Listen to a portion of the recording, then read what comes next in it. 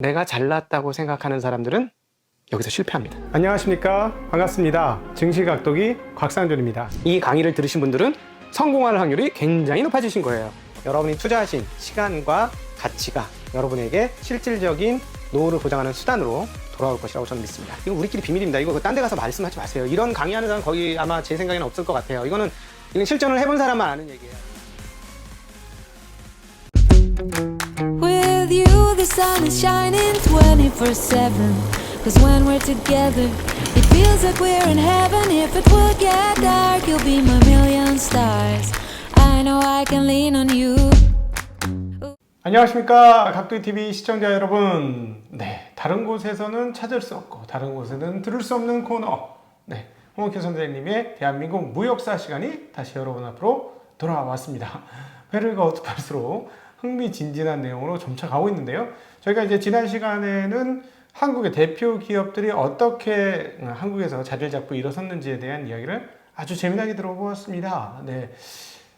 이게 100년도 안 된 역사라는 게 참 새롭게 다가왔는데요. 오늘은 또 지난 시간에 다루지 못한 다른 대기업들이 도대체 어떻게 탄생을 하게 됐는지 그 탄생의 이야기들에 대한 이야기 함께 나눠보도록 하겠습니다. 홍옥희 선생님 모시겠습니다. 선생님 어서 오십시오. 예, 안녕하세요. 네. 이건 이제 아주 옛날 얘기 같기도 하지만 흥미진진하고, 그리고 그때 당시 조금 다른 가정이 있었으면 어떻게 됐을까 하는 그런 생각도 많이 들게 되더라고요. 맞아요. 네. 그리고 이제 저희가 참고로 이 경제 이야기를 해드리다 보니까는 조금 어두운 얘기는 좀 덜 해드리는 부분도 있어요. 사실 뭐 지난 시간에 얘기했던 삼성의 창업주 이병철 이분은 진주에서 굉장히 유명했던 한량 아니었습니까? 네, 그렇죠. 네네. 그래서 그런 얘기들은 뭐 경제사하고는 별로 상관이 없기 때문에 저희가 안 하고 그냥 넘어갔습니다. 네. 그래서 저희가 경제와 관련 없는 얘기들은 안 하고 넘어가는 것도 많으니까 저희가 몰라서 안 하는 게 아니고 그냥 뭐 필요가 없어서 그냥 안 하는 거니까 그렇게 또 이해를 해주셨으면 감사하겠습니다. 오늘 이제 알아볼 기업들은 이제 삼성, 현대, LG를 뒤이어서 지금 한국의 대표 주자가 되고 있는 SK, 두산 이런 기업들에 대한 맞습니다. 얘기죠. 예. 네. 우선 SK 그 탄생 과정을 보겠습니다. SK는 사실은 전 회장의 선대인 최정현 회장의 형님이 창업한 회사예요. 그 양반이 최종건 씨인데 네. 이 양반이 일제 시대에 그 공업고등학교를 졸업하고 나서 성경직물이라는 일본인 회사에 들어갑니다. 직원으로. 예, 직원으로 들어가서 네. 거기서 금방 능력을 인정받아서 그 생산 조장을 했고 생산부에서 일을 하신 거네. 그 네. 기술직이었네요. 쉽게 얘기하면. 기술직이에요. 네네. 근데 옛날 우리 기업 발달사를 보면 이렇게 기술직이나 이공계로 진출한 분들의 성공이 두드러져요. 그 특징 중에 하나가. 그렇군요. 네. 네. 그랬다가 이제 그 6.25 전쟁을 거쳐서 성경직물이 포격을 맞아서 아주 폐허가 됩니다. 그런데 이 양반이 그 폐허 속에서 그 기계 부품들을 찾아내가지고 조립하고 해가지고 일단 공장을 가동을 시켜요. 대단하네. 예. 네. 그리고 그 공장을 가동시키고 난 다음에는 그게 일본인 그 귀속 재산이기 때문에 그 불화에 뛰어듭니다. 근데 그 불화를 해주는 이제 당사자가, 즉 성경직물의 땅을 갖고 있는 땅 부자가 따로 있었는데 그 양반한테 가서 내가 기술자니까 내가 이 회사를 잘 운영할 수 있다. 그러니까 내가 불화받을 수 있게 도와달라.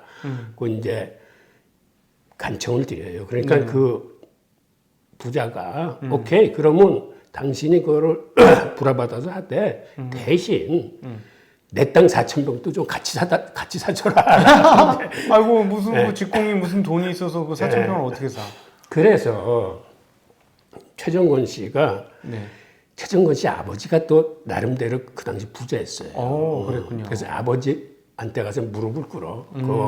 아버님, 내가 이번에 이 공장을 인수하게끔 좀 한번 도와주십시오. 그런데 그 아버지는 그 둘째 아들인 최정현이를 미국 유학을 보내려고 유학 비용을 받고 있었어. 돈 많은 부자였네. 그 당시에 미국 유학이 보통 그렇죠. 일이 아니니까. 그런데 큰아들이 와서 그렇게 얘기를 하니까 그 둘째 아들하고 상의를 해. 야, 형이 와서 이렇게 해야 되는데 너 이거 형 도와주면은 너 미국 유학을 못 가게 되는데 어떡하냐 그러니까는 최정현 씨가 그러면 일단 형을 도와줘라. 나는 유학은 내가 몇 년 미루겠다 해서 최정권 씨가 그 성경 증거를 불화받는데 아버지와 그 동생이 일조를 해요. 형제 사이가 좋았네. 예. 그리고 불화를 받으면서 그 돈을 가지고도 일시불로 막을 수가 없으니까 나머지 잔금을 10년 분할 상환을 하기로 했는데 예.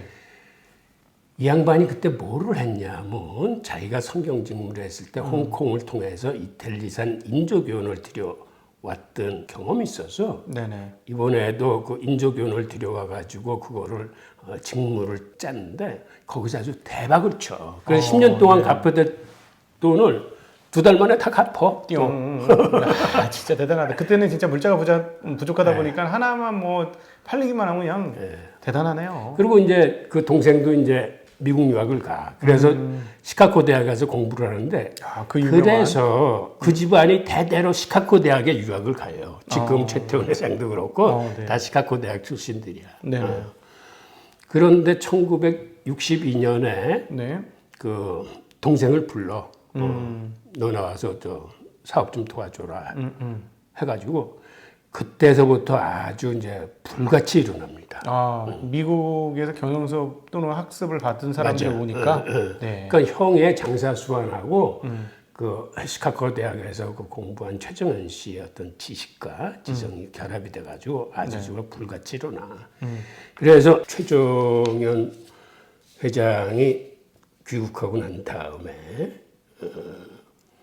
그 회사의 그 수직 계열화를 이룩하고 그 다음에는 그때 깔깔이 원단이라는 걸 개발을 해서 그 최정현 씨가 개발하는데 이게 아주 대박을 쳐요. 그러니까 그 당시 깔깔이라는 그 천이 굉장히 유명했어. 네네. 그 당시 그 부녀자들이 이걸 모르는 사람이 없을 정도로.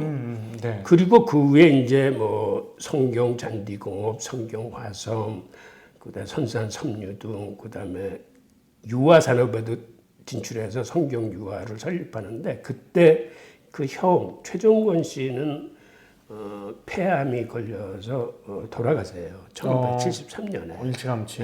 네. 그래서 그 후에는 최정현 회장이 사업을 다각하면서 나중에 정보 통신 사업에도 진출하고 해가지고 오늘날의 그 SK를 토대를 이룩합니다. 예, SK는 보면 정말 중요한 시점에 중요한 기업을 인수를 참 잘했는데 맞아요. 처음부터 적산 기업을 어떻게 인수하느냐 그 인수를 적시에 잘한 것으로 DNA가 구성이 되어 있네요. 맞아요. 네, 사실 유공을 어떻게 인수했느냐, 그다음 서울 이동통신을 어떻게 인수했느냐, 최근에는 하이닉스까지. 맞아요.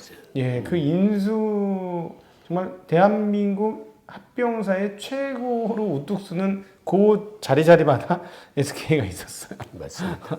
그러면서 잘 지금의 보였어요. 이렇게 큰 기업이 됐는데 처음 시작 자체도 그렇게 적산 기업들을 잘 사실은 불화받아야 되는 상황이 아니고 불화를 받도록 만드는 거잖아요. 맞아요. 네. 그 최종권 형이 이 처음에 그 인조견을 홍콩을 통해서 수입을 해서 그걸 이제 직물 공장에 줘서 그거를 직조를 해서 그 천을 팔면서 그때부터 돈을 크게 벌고 그 다음에는 공장을 진행하면서 그 당시는 안감 같은 게 열 처리를 잘못해서 대부분의 안감이 빨래 몇 번 하면 이렇게 줄어들어. 그런데 성경의 안감만은 줄어들질 않아. 그래서 안감 시장을 평정을 합니다. 그렇군요. 네네. 그 다음에 이제 최정현 씨가 합류하고 나서는 이제 그 깔깔이 원단이 또 시장을 저걸 하고 그래서 처음에는 아주 조그맣게 시작했는데 차근차근 그 시장을 늘리고 그 다음에는 이제 직물뿐만 아니라 그 힘으로 그 여러 가지 이제 화섬이나 뭐 유화나 이런 쪽으로 이제 발을 많이 넓히면서 그러니까 형제가 힘을 합쳐가지고 오늘날의 SK를 만든 거예요. 예. 지금도 보면 이제 형제 회사들이 잘 분화가 되어서 SK그룹하고 뭐 SK케미컬 등등 이렇게 여러 가지 분화가 되고 있는데, 네. 향후에 이제 그 최근 와서 가장 빠르게 성장하는 그룹을 보자면 SK그룹인 것 같아요. 그래서 앞으로 어떻게 될지도 굉장히 관심이 많아요. 그리고 그 당시도 사실은 정부의 특혜도 받아요. 그 당시에 그 상공부 장관 김일환 장관이라고 있었는데 이 사람이 군 그 쓰리스타 출신이야. 네. 상공부 장관 할 때인데 그 성경이 그 박람회 같은 데서도 막 최우수상도 받고 하니까는 불시에 성경을 시찰을 갑니다. 예. 그 시찰을 갔을 적에 그 건의사항을 얘기해 보라고 하니까 그때 최정권 씨가 그 원사들을 들여야 되는데 그 외화 자금이 배당이 안 돼서 그 어려움이 있다라고 하니까 그때 그 얘기를 듣고 외화 자금을 배당을 해줘.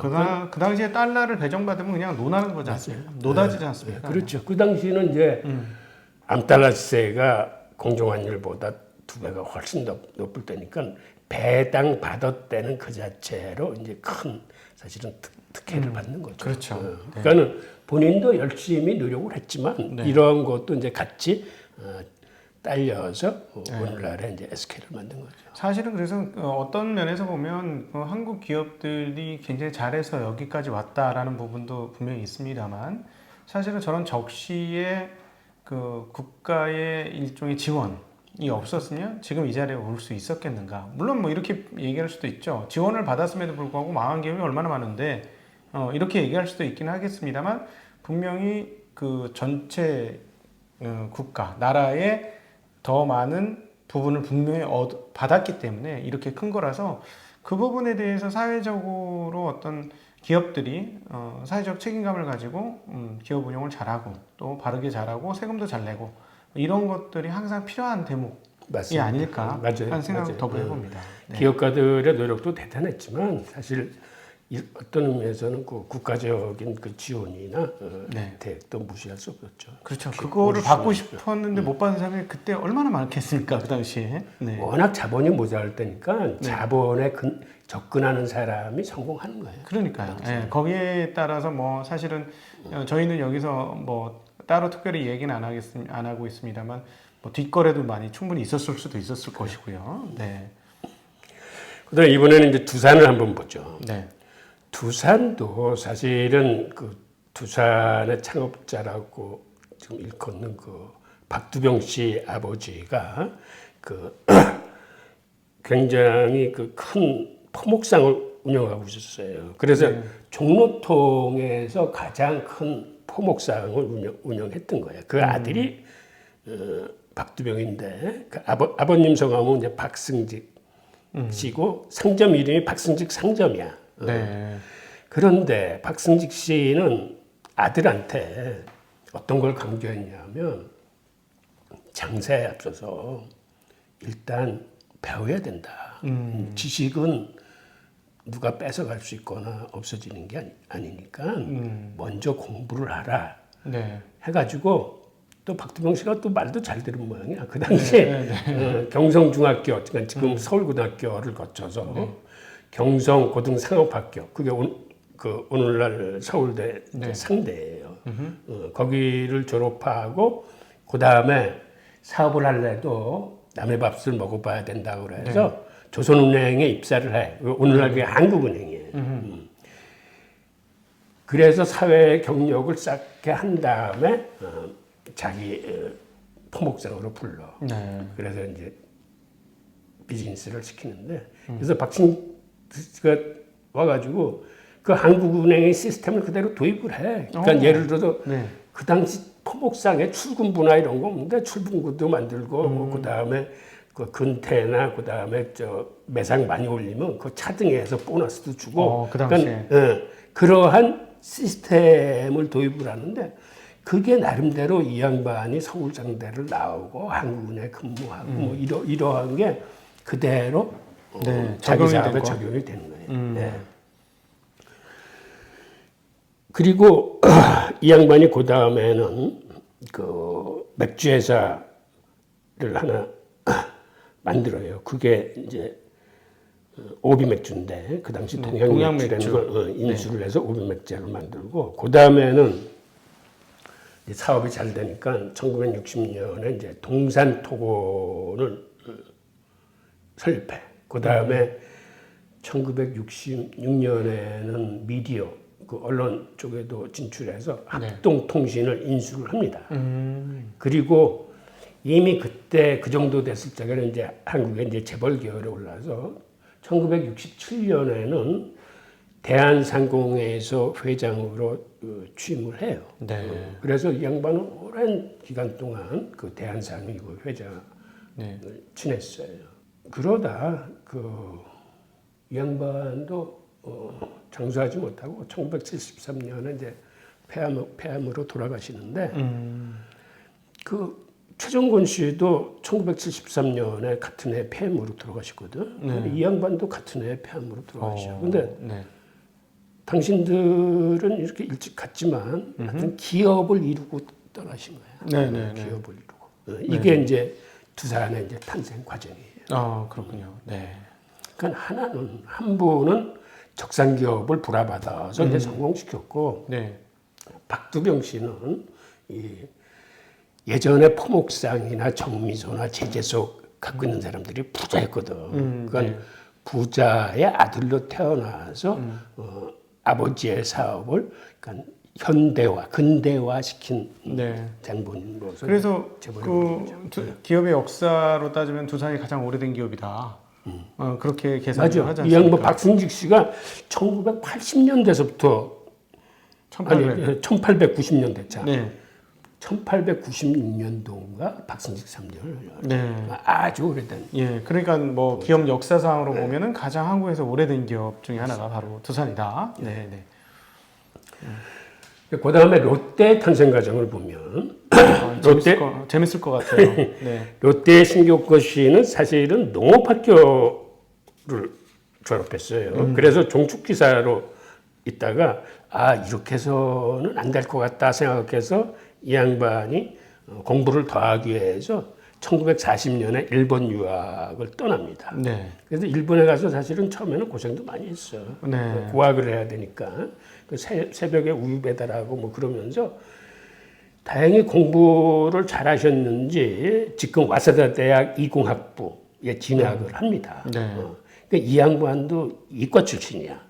그러다 보니까는 재학 중에 이 사람은 창업을 해요. 어허. 비누, 포마드 뭐 이런 화장품을 만들어서 성공을 하는데 사실은 이 성공 전에 창업하다가 먼저 말아먹어. 그래서 굉장히 힘든 시기도 보내요. 예. 그러니까 처음 창업한 거는 부채를 지고 실패를 했고 그 다음에 이 화장품을 만들어서 이제 그때서부터 이제 자리를 잡기 시작하는 거예요. 네. 그리고 그거를 기반으로 이 양반이 1949년에 일본에서 롯데제과를 설립하는데 아주 옛날이네요. 예. 그 망한 것도 그러면은 망한 건 훨씬 그 이전이에요. 그 이전이에요. 예. 그러면 이 양반이 일본 유학을 1940년도에 떠났는데 네. 40년도에 떠나서 고학을 해서 와사다 대학 이공학부를 나오고 그 성공한 게 그 롯데제과니까 그 9년의 세월 동안 이런 네. 부침이 사업을 했다가 망하고. 예. 근데 롯데제과가 큰 히트를 친 이유는 그게 껌이에요. 네. 롯데 껌을 가지고 정말 이 양반이 대박을 쳐. 네. 그렇죠. 그래서 그걸 종합제과회사로 만들고 그 다음에 그 여력으로 1959년에 롯데상사, 1961년에 롯데부동산, 67년에 롯데아도, 롯데물산 등등 이렇게 상업하고 유통업으로 진출하면서 일본 10대 재벌 안에 들어갑니다. 네. 그리고 1966년에는 이제 한국에 나와서 일본 회사들하고 양쪽을 근거지로 해서 크기 시작하죠. 이게 이제 롯데의 그 탄생 과정이에요. 롯데를 보면서 어렸을 때 굉장히 신기했던 게 많았어요. 정말 이거 일본화에 똑같은 게 또 있네. 이 제품도 일본 제품하고 똑같네. 보니까 일본에서 만든 제품을 그대로 갖고 와서, 근데 그 일본에서 만든 제품이 남이 만든 제품이 아니고 자기네들이 만든 제품 그대로 만들어가지고 한국에 와서 팔고, 약간의 격차가 있으니까 그게 또 빵빵 한국에서 터지고. 그리고 이분과 관련돼서 이분이 이제 유통업을 거머쥐게 된 것 중에 하나는 독특한 마케팅 기법, 특별히 그 경품이 굉장히 크게 걸렸지 않습니까? 예, 이분이 일본에서부터 저기 백화점이나 이런 거 하면서 그 당시 아무도 상상 못했던 자동차 같은 걸 경품으로 겁니다. 그래서 사람들이 막 열광적으로 막 그거 하나 표딱지 얻어갖고 혹시나 나 저거 하나 걸려볼까? 왜냐면 그 당시 자동차면 그렇죠. 예, 뭐 집 한 채 느낌이거든요. 맞아. 그러니까 그런 걸 거니까 막 열광을 했는데 그게 또 한국에서도 그대로 터져야 맨날 롯데백화점 신설하면 막 그 당시 가장 좋아 보이는 그 자동차를 걸어가지고 경품을 하고 꼭 그런 사업을 했어요. 그래서 그 마케팅, 경품 마케팅의 달인이 바로 이 롯데였다는 그걸 참 재밌게 봤던 기억이 납니다. 예.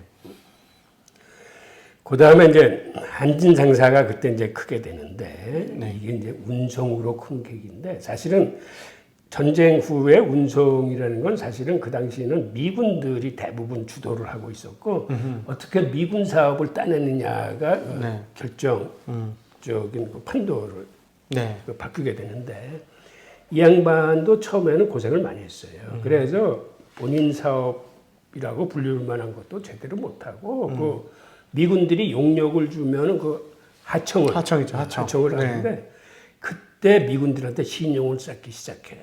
그래서 그 당시 이런 운송업자들이나 이런 사람들은 다 찌푸차를 타고 다녔는데 그 당시 찌푸차라는 건 구입경로가 굉장히 수상한 것들이야. 예를 들어서 미팔군에서 빼돌렸다거나 작물을 샀다거나. 그래서 찌푸차 타고 다니는 사람들을 뭔가 좋은 눈으로 바라보지 않을 시기였는데 이 양반은 그러한 눈초리를 받기 싫으니까 그때 벤츠를 타고 다녀. 그 당시에 지금의 벤츠하고는 격이 다르죠. 그래서 미군들이 이렇게 보기에는 저 친구는 최소한도 이렇게 뭐 이상한 짓은 안 하는 친구구나라는 평판을 얻고, 그 다음에 미군 문화에 그 적응을 해서 자기하고 거래했던 미군이 이제 귀국 발령을 받으면 꼭 집으로 초청해서 그 아주 따뜻하게 그 송별회를 했죠. 근데 이제 그게 소문이 나서 후임자들한테도 인수인계가 되는 거야. 저 친구는 나름대로 믿을만하다. 그래서 그 다음서부터 신용을 하나하나 쌓아주가면서 계약을 따내. 그러니까 그 당시에 7만 불짜리 계약을 따냈는데, 지금 7만 불은 별건 아니지만 그때는 1인당 국민소득이 $100 시대였기 때문에 7만 불 계약이 굉장히 큰 돈이에요. $100. 그래서 그걸 기반으로 오늘날의 한진으로 올라서게 됩니다. 그러니까 이 양반은 어떤 면에서는 그 마지막 그 재벌 그 열차에 올라탄 양반이에요. 운송으로. 그렇죠. 제일 뒤늦은 그룹이 되었던. 그리고 사실은 베트남전에서 벌떡 일어났죠. 베트남전에서 벌떡 일어났던 완전 바닥에서부터 또 다짐해서 올라왔던 한진가가 좀 거친 느낌이 많더라고요. 그 다음에 이 시기에 그 우리나라 그 기업들의 어떤 그 탄생 경로를 보면 아까도 말씀드렸지만, 첫째는 이제 정미소나 양조장이나 그 제재소를 하면서 일종의 제조 부분에서 일어난 그 알부자들이 많은데 그 알부자들이 자기 사업 영역을 확장하면서 이제 기업으로 재벌로 큰 겁니다. 그 대표적인 사람이 사실은 이병철 씨하고 정주영 씨야. 이 사람들 다 쌀가게하고 정미소에서 자리 잡은 사람들. 그렇죠. 근데 두 번째가 포목상이나 이런 서비스 그러니까 유통 쪽에서 커가지고 일어난 사람들. 이게 바로 그 두산그룹이나 그 라키그룹, 즉 오늘날 LG그룹이 네. 그 진주에서 포목상해가지고 큰 기업 아니야. 예, 예. 이렇게 해서 컸고 세 번째는 그 일본 적산 기업들을 이제 불화받으면서 큰 케이스. 그게 아까 말씀드렸던 그 성경이나 이런 데가 네. 불화받아서 큰. 보통 그 당시는 이 세 가지 경로로 대부분의 재벌들이 탄생하게 됩니다. 네. 그리고 결정적인 거는 1956년도 들어서 은행주를 부활을 해요. 그때 누가 은행을 차지하느냐가 우리나라 재계 판도를 바꿔버려요. 그렇죠. 돈이 귀한 상황에서 돈을 굴릴 수 있으면 바로 벌떡 일어날 수 있는 거니까. 그 자본에 접근하고 자본을 소유할 수 있으면. 네. 그래서 그때 우리나라 은행을 어느 분이 가장 많이 불화를 받았을 것 같아요? 이병철 씨겠죠. 맞아요. 네. 이병철 씨가 그 오늘날의 우리은행 전신인 흥업은행의 주식의 85%를 인수를 합니다. 네. 그게 오늘날 그 삼성의 그 등주머니가 된 거예요. 네. 그리고 그 당시에 제일은행의 전신인 저축은행을 누가 불알받냐 하면 상호방지가 정재호 씨가 불알받는데 그래서 이 양반이 우리나라 재계 2위로 올라서 그 당시 이 양반이 우리나라 재계 2위야. 예, 예. 그다음에 이병철 씨는 그 흥업은행만 불알을 받은 게 아니라 교은행의 주식의 반을 또 불알을 받습니다. 예. 그 그러니까 당시 은행을 두 개를 불알을 네, 받은 네. 거죠. 그다음에 대한양의 이정림 씨는 서울은행을 창업해. 재계서열 1, 2, 3이야. 즉 은행을 잡아야 재계의 선두그룹으로 올라설 수 있는 거예요. 그러니까 네. 그만큼 당시에 그 은행주를 불화받는다는 거는 굉장히 그 중요한 특혜네요. 예, 예. 사실 특혜 중에 특혜네요. 네, 네. 특혜였어요. 그리고 그 이후에 저거를 한번 보면 이때 우리나라가 이제 비로소 시장경제 체제로 편입되기 시작해서 그 전까지만 해도 그 산업공상의 어떤 그런 관념들, 네. 그거는 선비가 으뜸이고, 그 다음에는 농민이고, 농사 짓는 사람이고, 그 다음에는 제조부라는 그 공돌이들이고, 그 다음에 네. 장사치, 상이 제일 네. 마지막에 썼는데 이게 바뀌는 변화의 시대가 오는 거죠. 공상이 산업을 압도하는 시대로 들어갑니다. 즉 기업가의 시대가 되는 거죠. 네. 이때가. 예. 그리고 이병철 씨가 나름 뛰어나다고 보이는 요소 중에 하나가 이 양반이 1958년에 한국경제재건연구소라는 단체를 만들어. 예. 네. 그래서 이 단체에 재계 인사들뿐만 아니라 그 학계, 정계 이런 사람들을 모아가지고 같이 틈만 나오면 모여서 과연 우리나라 경제를 어떻게 이끌어 가야 되는지에 대한 이런 그 토론과 이런 네. 모임 기회를 많이 만들어요. 네네.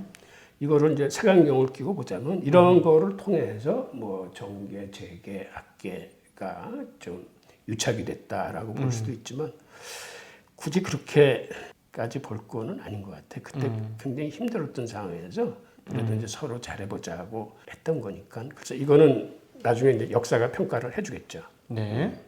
그리고 이때 이 사람들이 뜻을 하나 모아. 그게 뭐냐면 우리나라는 그 당시만 해도 워낙 못 살았기 때문에 저축률이 형편이 없어요. 원래는 네. 국민의 저축률이 높아야 그 자본 축적을 가지고 산업화 자본으로 쓸 수 있는데 워낙이 다 못 살았기 때문에 저축률이 형편없으니까 국내 자본이 형성이 안 되는 거예요. 그래서 이 사람들이 뜻을 모은 게 하나, 우리나라는 외자를 도입해서 공업화 길로 갈 수뿐이 없다. 네. 그러니까 이병철 씨가 만든 그 한국경제 그 재건연구소에서 기업가나 그 학계나 정계나가 여기에 의견의 일치를 봐. 네네. 그래서 어떻게든지 정부 보증을 쓰던 아니면 민간의 힘으로 저걸 하던 차관을 끌어들이자. 네. 그 자본으로 우리가 뭔가를 해보자. 라는데 이제 저걸 합니다. 네.